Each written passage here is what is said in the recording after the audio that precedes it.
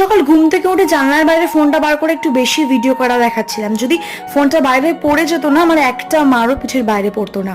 আর সকাল সকাল উঠে এত সুন্দর পুজোর ভাইবস কার কার ভালো লাগে অবশ্যই কমেন্ট করে জানিয়ে। তো আজ ছিল বুদ্ধ পূর্ণিমা, সেই জন্য মামাম সিন্নি ফল মৌ দিয়ে খুব সুন্দর করে পুজো দিয়েছিল।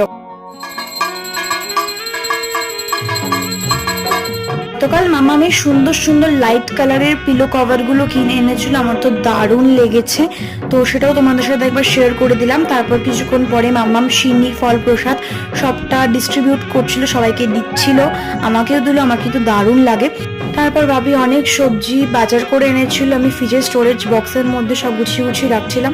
তারপর জানলার সামনে বসেছিল এই ছোট্ট কিউটিটা, ওকে কি খেতে দেবো বুঝতে না পেরে বিস্কিট দিয়েছিলাম, ওটাও খুব শান্তি করে খাচ্ছিল। আজকে 4 রকম ভাজা, ছোলার ডাল আর মটর ছোলা দিয়ে একটা তরকারি ছিল, আজকে নিরামিষ ছিল। ফ্রিজে এত চকলেট জমে গেছে, ভাবছি মিল্কশেক বানাবো। তোমরা কারা কারা দেখতে চাও অবশ্যই সাবস্ক্রাইব করো।